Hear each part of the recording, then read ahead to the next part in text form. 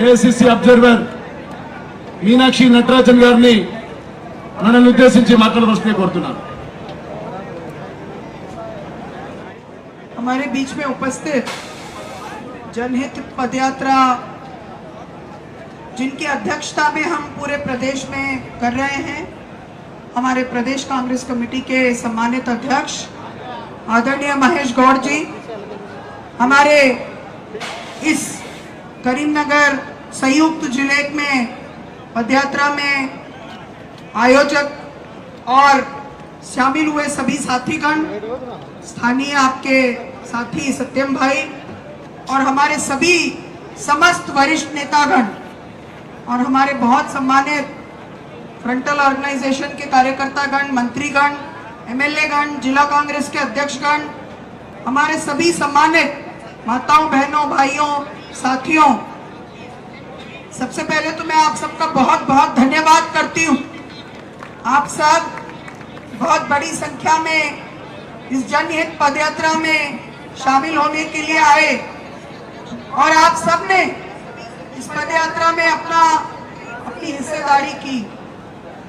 एक पदयात्रा अभी बिहार में चल रही है, हम सबके लाडले नेता, भावी इस देश के प्रधानमंत्री आदरणीय राहुल गांधी जी की एक पदयात्रा चल रही है। और वो पैदल क्यों चल रहे हैं?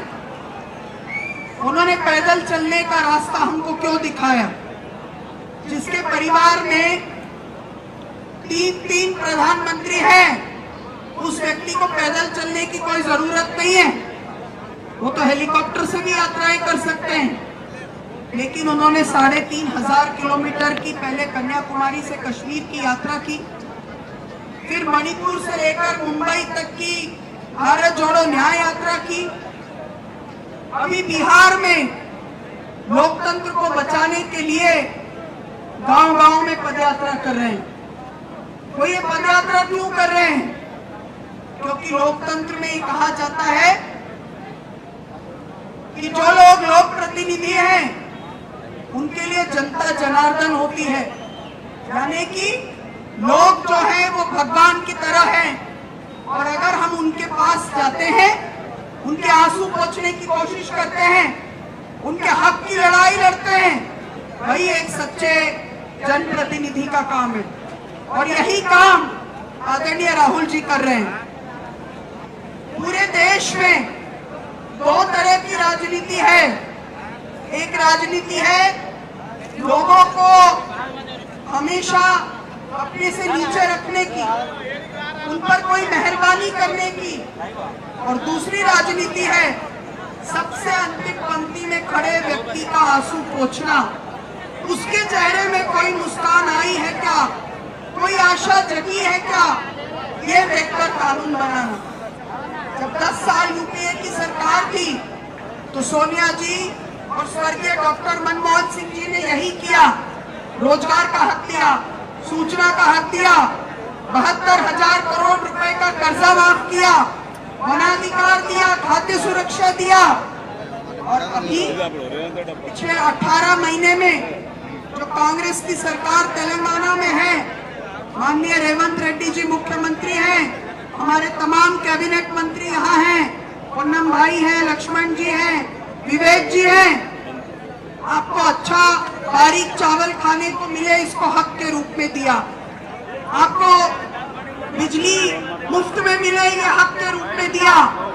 गैस की सब्सिडी का पैसा जमा हो और आपको भरोसा में आपके खाते में किसानों के पैसे जमा हो सके।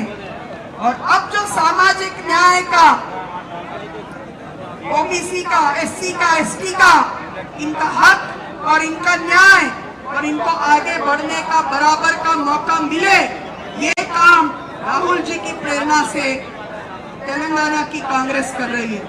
हमारे प्रदेश कांग्रेस अध्यक्ष के नेता, हमारे तमाम मंत्रीगण, हमारे वरिष्ठ नेतागण, जीवन रेड्डी साहब बोले हमारे सामने अभी, और जितने भी हमारे वरिष्ठ नेतागण हैं, पीछे हमारे बहुत सारे साथी हैं, वो सब एक स्वर में एक बात कह रहे हैं कि लोगों की सामाजिक न्याय और अधिकार की लड़ाई लड़ना हमारा काम है।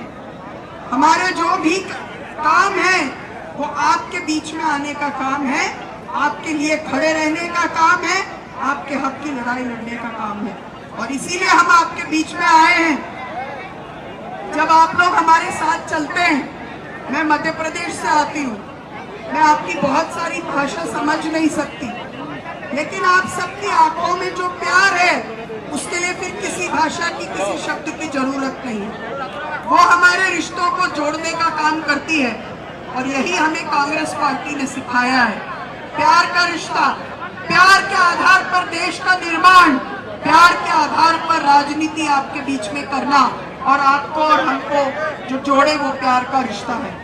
मैं आप सबका फिर से बहुत बहुत धन्यवाद करती हूँ और हमारे माननीय प्रदेश कांग्रेस के अध्यक्ष जी से अनुरोध करती हूँ कि वो आपके बीच में अपने विचार साझा करें। जय कांग्रेस, जय जय कांग्रेस। సభాధ్యక్షులు నా తమ్ముడు మేడిపల్లి సత్యం గారు,